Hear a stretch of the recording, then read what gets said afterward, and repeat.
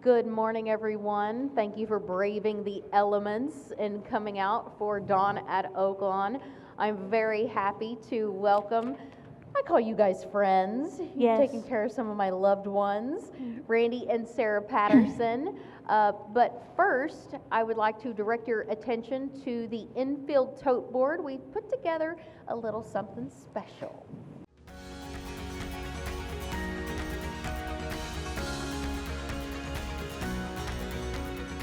Post. They're off in the rainbow. Racer and Maze Road both begins nicely, but here's as expected, Carson Suspect to take over the lead.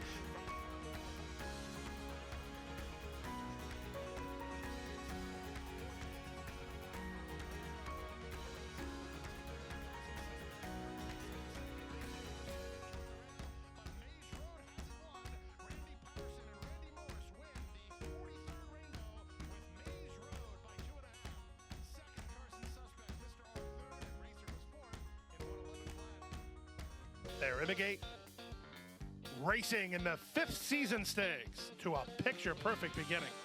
From the inside, a Cleto Red is hustled out by Alex Berzer to try to get the early lead and will have inside position and the lead as they head into that first turn run. Away second is Departing. Away third is Street Strategy. And they're at the top of the stretch. A Cleto Red trying to do it all the way. Street Strategy on the outside, Departing between horses. Then Raghib inside the final furlong. On the inside, a Cleto Red refusing to yield, but McMahon and Street Strategy surging on the outside. Departing pins his ears between them. It's Departing. It's Street Strategy. It's Street Strategy. Street Strategy surge in the last jump to beat a unwavering Departing.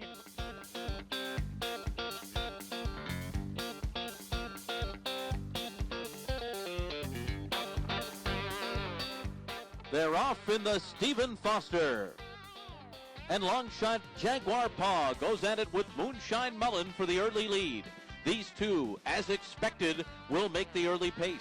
And Departing and Golden Ticket are right there too, and Long River settles back in stride in 5th. Down toward the inside, it's My Loot. Prayer for Relief is next. Will Take Charge and Revolutionary will do their running later. There at the back of the field, Will Take Charge is 14 lengths off the lead, and Revolutionary 16 behind after a 23-4 opening quarter mile. Jaguar Paw leads them onto the backstretch, and Calvin Burrell takes hold of Moonshine Mullin second. Departing has taken the lead at the top of the stretch from Moonshine Mullin, who fights on to the inside. Golden Ticket and Will Take Charges on the far outside. Oh, Moonshine Mullin's battling. Moonshine Mullin and Calvin Burrell with the rail in the lead. Close to home from Departing. Will Take Charge and Golden Ticket. Moonshine Mullin did it! And a huge upset over the field in the Stephen Foster.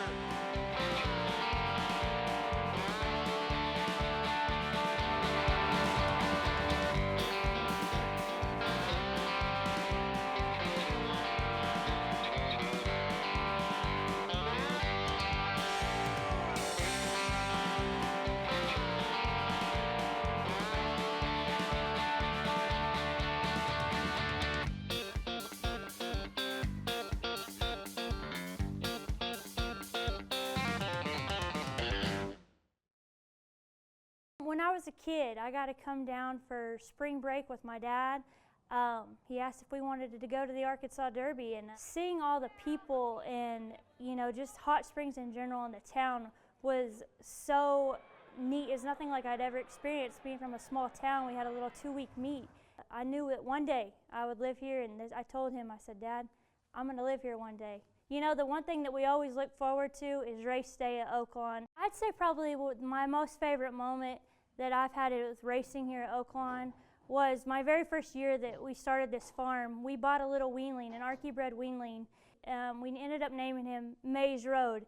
And my biggest memory of him was being down at Oaklawn in the paddock and watching him get saddled in the Rainbow Stakes, and him actually winning the Rainbow Stakes and having all my family around was pretty rewarding for what I'm doing. I am Sarah Patterson, and Oaklawn is me.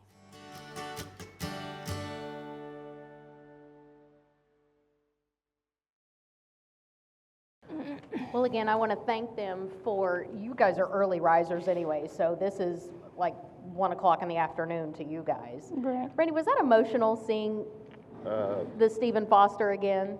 I've watched that many times, yes. Yeah. Now, I'm going to rewind here quite a bit. Randy was just a week old, and I'm going to tell your age here. I hope you don't mind. In 1950, Sarah's laughing. In 1953, when his mom took him to Anthony Downs, and I know that doesn't sound familiar to a lot of racetrack fans, not far from his home in Anthony, Kansas, you didn't miss a meet at Anthony Downs for the next 56 years until they closed in 2009. The little town I'm from is about 2,500 people, and they had a racetrack open the same year as Oaklawn, 04. And Anthony run for 105 years before it was shut down. It was really unique. It had a half-mile track, and inside it was a dog track. The daily double, you had to pick a horse race and a dog race. So everybody kind of has their home track. Was that almost like a county fair type atmosphere? You could go and catch up on the local news. You could go and see your best friends and spend the day. On a big day, they'd have 1,500 people, and they might handle $20,000. I had no pari-mutuel for years. They didn't get pari-mutuel till in the 90s. Up until then, they cow-cutted each race. They just sold each race, and then they got pari-mutuel, and it was, I owned a livestock auction in that town. We sponsored a dance. A lot of nights the dance would get more people than the races got. And it was kind of a festive little deal.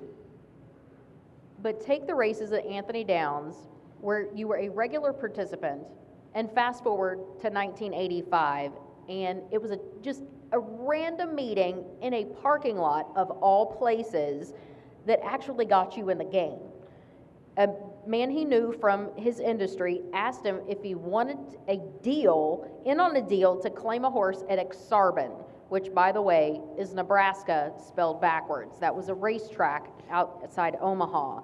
Because, you know, meeting a guy in a parking lot that asks you if you want in on a deal, that doesn't sound shady at all. That guy was a big customer of mine there at the livestock auction, and he said, let's claim a horse in Exarban this weekend. And it was Memorial Weekend in May of '85. We gave $11,500 for the first horse I ever had.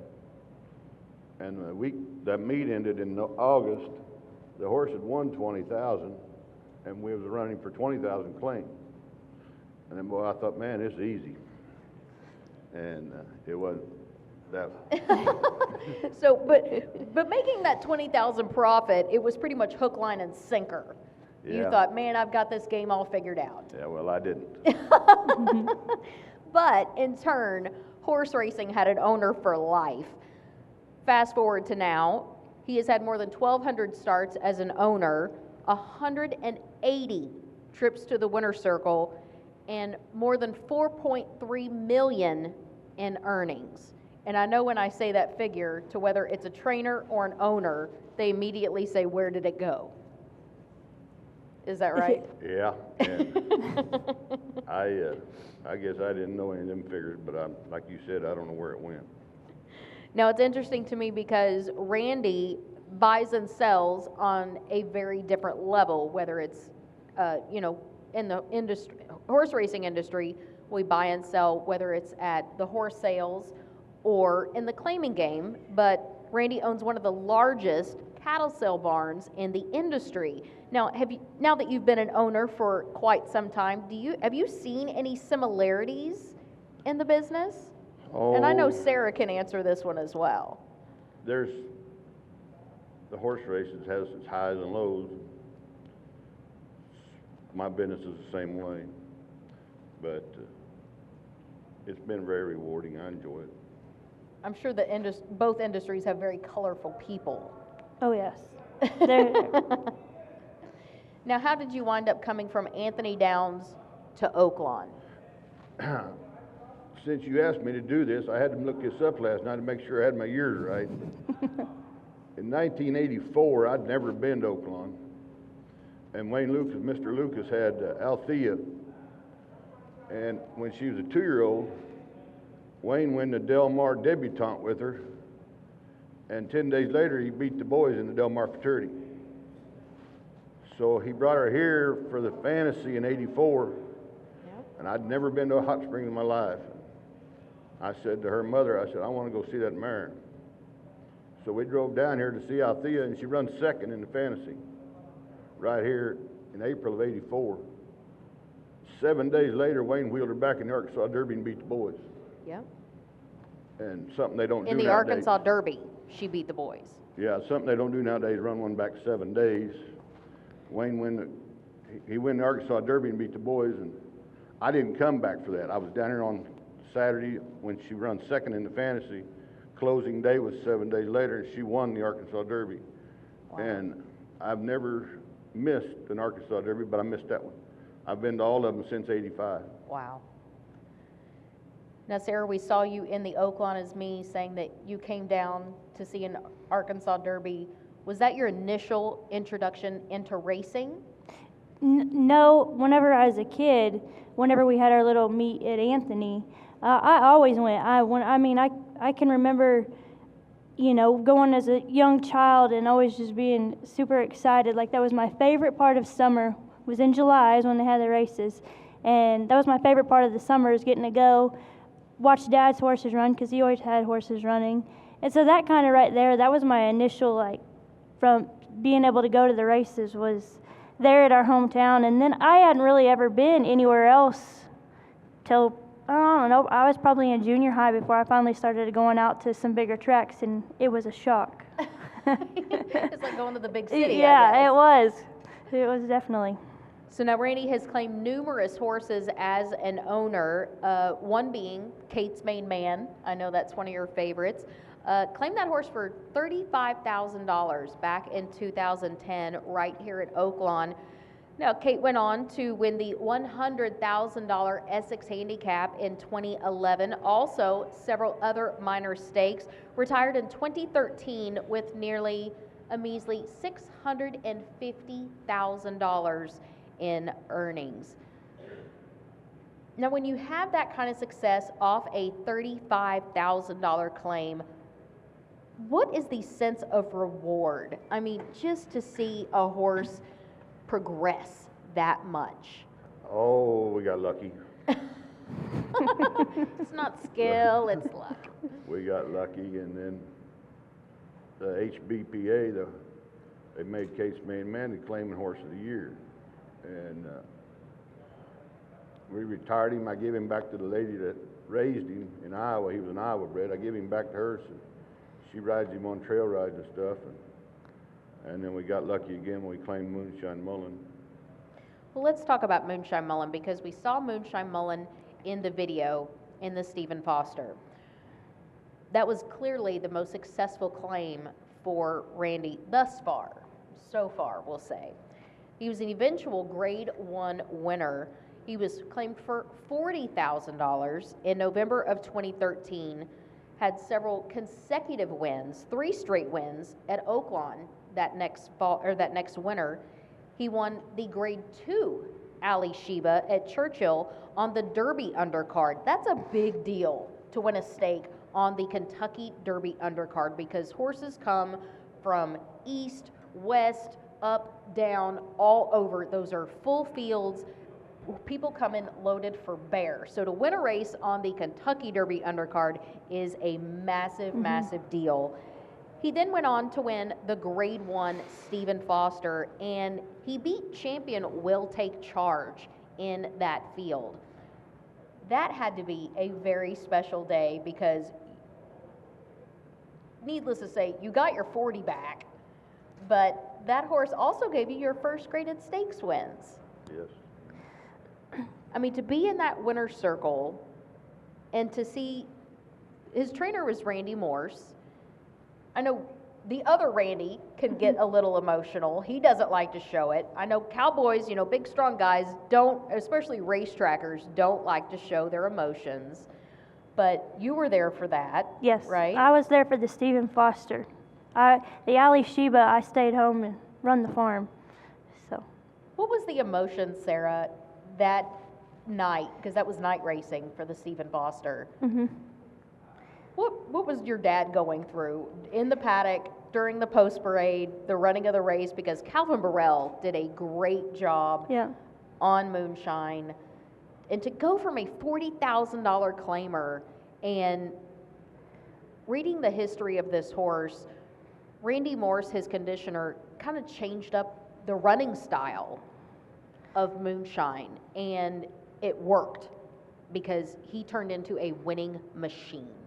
Yeah, whenever Moonshine was running here at Oaklawn and Randy kind of changed up some things, Moonshine kind of like just became a different horse. You got back to the barn and like he just acted like he knew, like he was a big deal.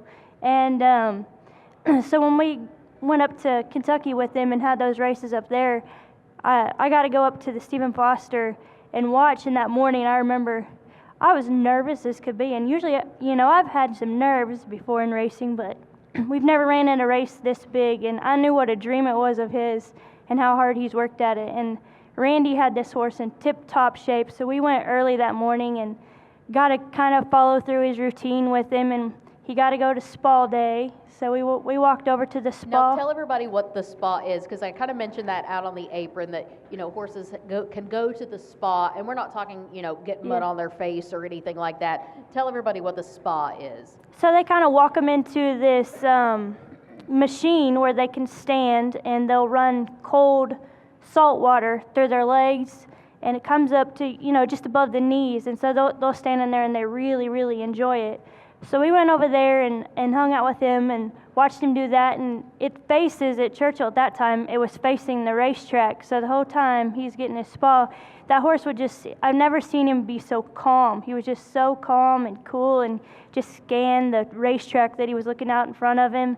And the lady that was running it, she always had her peppermints to give him, and she said, if a horse could be my boyfriend, it would be this horse, because he's just very classy, and just he knew and he acted and he presented himself like he was a pretty big deal. Well, just so happened to be when we were walking him out, one of his competitors was coming in behind us, and that was Revolutionary, was walking in behind him, and so it was neat because he just kind of would look at him like, I'll see you later. The side eye. Yes. So when they got him, you know, walked over to the paddock and we were getting ready to saddle him, that was pretty neat too, because we were standing next to Will Take Charge, which, like you said, was the horse of the year, 2-time horse of the year, and there's like a million people standing down there, and there's like 3 of us standing in front of Moonshine, and we're the long shot, and we know it. And then we have a horse beside us, I think it was Jagger Paw, and he was nervous, and Moonshine just stood so quiet, and I've never seen him just be so focused and composed, and it just gave you that feeling like you knew something big was going to happen, but you didn't want to jinx it. So it was pretty neat to see him finally reach that level. And as I said, in the Alley Sheba was a grade 2. The Stephen Foster, grade 1, gave Randy, after that many years as a horse owner, his first graded stakes wins. So it's very cool to see that come full circle. When he won the Alley Sheba, a lady from does Nancy's job at Churchill come running in the paddock, and you people understand the game. She stuck that microphone in front of me and she said, Mr. Patterson, what did you think when you claimed this horse for $40,000? And she had to think. She said, in Oklahoma City. I said, I wondered how quick we were going to run him back for 25. And then when we won grade 1, that was a win you're in for the Breeders' Cup Classic. And this gentleman came up to me and reached in his pocket and he handed me an envelope and he said, that's your $100,000 entry fee for the Breeders' Cup Classic. He said, here's a $10,000 travel voucher. I looked at him, I said, I don't even know if he's eligible. Because I didn't know he was Breeders' Cup eligible, and he was, but we got hurt and we didn't go. But as you can see, he is living life to the fullest at Cedar Run Farm. But another interesting, I like to call it a God wink, had happened, and I believe it was the day after you claimed Moonshine, because you were not living in Hot Springs at the time and not in the horse racing No. industry. You had been contemplating a change in careers and had said something to the effect to your dad of, why don't you buy a farm and I'll run it? And that's probably gone through your mind a couple times now, like, why did I say that? Because it is so much work. There's never downtime. There's always a list of things to do. It is probably one of the hardest jobs ever, sun up to sun up to sun up to sun up. But is it true that you purchased the farm the day after Moonshine was claimed? It was the same week. I think it might have been the same day after. I was down in Hot Springs one time with Randy Morris, and Randy said, have you seen this place out there? He said, there's 40 acres out there, don't have any rocks on it. I said, well, I want to see that.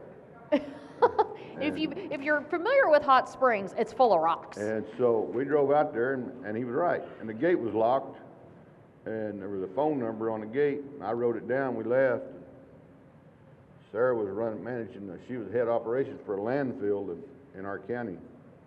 And Waste Management owned it, and they were going to send her to San Diego to run one out there. And she called me as I was driving to Remington to the races. And she said, Dad, they want me to go to San Diego for good. And she said, I'm not going to go. She said, I'm going to quit. I said, I don't care. Do whatever you want. And about 15 minutes later, I'd bought this farm as I was driving to Oklahoma City. And I called her back and I said, give me your 2 weeks notice. I said, you got a job. And now there's about 80 head of horses out there. Thank God some of them belong to other people. Because thankfully, since buying that farm, he won a grade 2 and a grade 1 to help pay for that farm, right? So why the name Cedar Run? I've always wondered that. You know, we got asked that the other day, and that was kind of hard to figure out. Really, we didn't want anything after our last name or anything like that. We just wanted something just kind of made up that we could make of our own. And, everybody says, well, do you have cedar trees on your farm? We don't really have any cedar trees on our farm, but it's surrounded by cedar trees, and we live on Point Cedar Road, and we wanted something to kind of do with horses, so we come up with the run. So we came up with Cedar Run. I like and it. Just kind of work back and forth. We wanted to just make something new. It literally looks like a makeover picture. If you could have a before and after, it's amazing to what that place looked like. It looks like it should be somewhere not in Arkansas, and that's a compliment to Cedar Run. Yeah. Because I've seen the before, and it's grown not only in the barns, in the acreage, but in the facilities that are on it, but it's by far the best property in Arkansas. Thank you. Thank Yeah, you. yeah. I just remember, I'd come down here as I got older several times with him to come down to the races, and he'd take me around, and we'd look at a few farms here and there, me and him and Randy Morse. And this particular farm I had never really seen before until after he bought it. And we came down, and he bought it and said, I'm going to take you out and show you the farm. And I'm like, okay. So we go out there, and I just remember coming around the corner, and I was like, oh my gosh, what? I don't even know where to begin. What did you get me into, Dad? Yes, there was just so much work that needed to be done that it was just very really overwhelming. Good bones. Like when Yes. you get into a house that you're going to rebuild, it had really good bones. But Yes. what you guys did with it is amazing. And now tell everybody about the Gyro Sizer, because this is an amazing piece of equipment that can be utilized. And I know some trainers will take their horses, say on a day like, say potentially the track is frozen, they can take their horses out to your farm and still train their horses. Yeah, we use it for that. We use it for a lot of injuries, really, is our biggest thing that we've used it for. But it is a 6-horse walker is what they call it. But the horses inside, there's 6 different areas, and it goes around in a circle but they're not attached to anything, so they still get that sense of freedom, but you can still jog them, you can walk them, so it'll go one direction for 5 minutes, then it'll switch around and go the other direction. So the horses love it because they feel free in there and they can buck and kick and play. And so a lot of times we've had some people bring horses out that have just kind of gotten a sour attitude here at the track that just want to kind of freshen them up. So they bring them out and they'll put them on the walker, and they really enjoy. You really realize how much these thoroughbreds love running whenever they're free and that's, you know, they can do it on their own, how much they really enjoy doing it. And it's covered, so if it's raining out or doing something Yeah. other that Mother Nature has in store, you don't have to worry about the elements. Sarah, what was your equine experience up to that point when your dad, I hate the phrase bought the farm because that sounds bad, when y'all purchased the property? Yeah, I'd never really been this hands-on actually with horses. He grew up rodeo background, all that kind of stuff, had roping horses, quarter horses, all that. Well, pretty much everything that I knew about the quarter horse and the roping world, I had to throw out and start over because these thoroughbreds are so high maintenance. Yes, it's they are. completely different than taking care of a roping horse or something like that. So, I loved.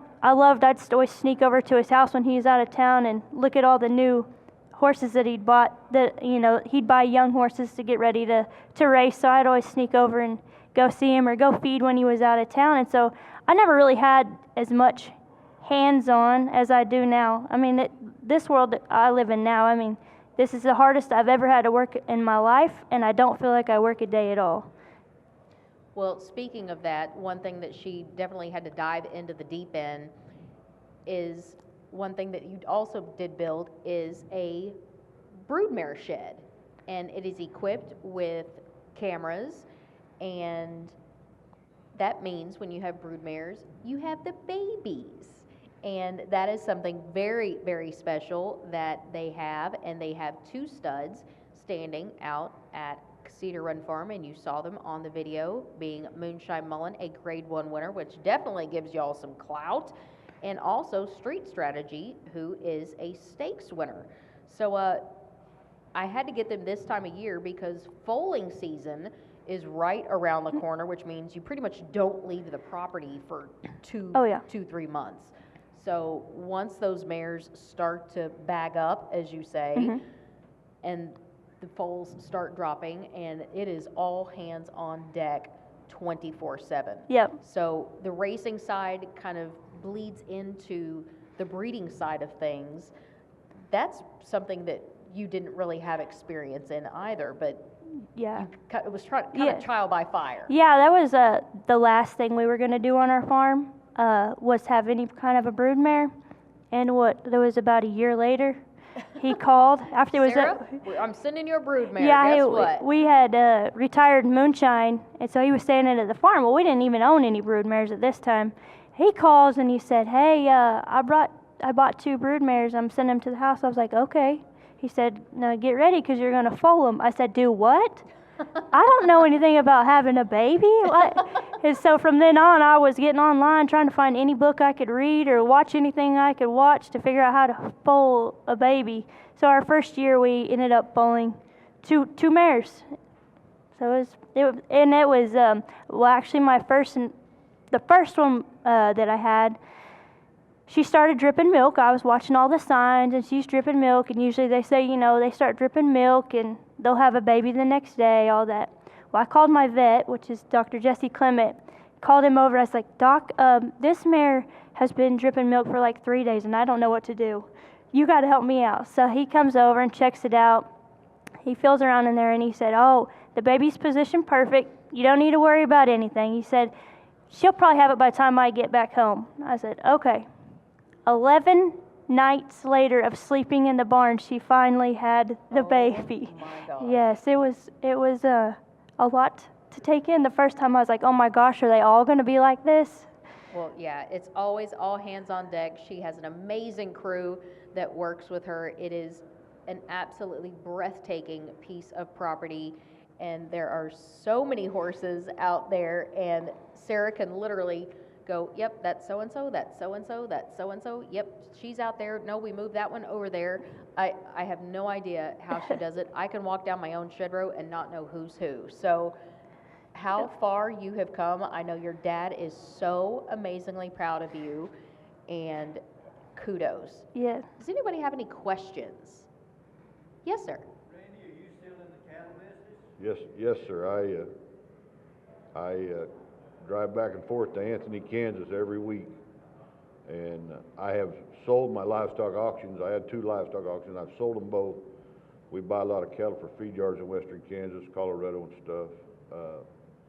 I actually make a sale on Tuesdays, Wednesdays, and Thursdays, and turn around and come back to Arkansas every week. That's a lot of windshield time. If you Just went by. Huh? Come back second town drums, get ready to work. Is it? Okay. if you keep a farm in Arkansas, you better keep a day job. Yeah, they are not cheap. It's definitely not a retirement plan, is it? No. Anybody else? Well, I want to thank Sarah and Randy so much for coming out. And if you do get a chance, drive out to Yeah. Cedar Point. Yeah. It's literally right over the Hot Springs County line. And it is just a little piece of God's country. Yeah, we have a Facebook page that you can follow us on, Cedar Run Farm, Arkansas. And then, yeah, if you're ever out in the area, come by and we'll show you a baby or two. We're going to have quite a few running around this year. And you can see Moonshine Mullin's progeny. Yeah. One has run a very good second. Yes. One ran second to Sakani, who is returning in today's Down the Dusty Road Breeders. So you can go on Equibase and look up Moonshine Mullin and leading progeny, and you can follow along. So everybody give them a round of applause for joining us this morning. Thank you so much. Thank you so much, guys. Thank you.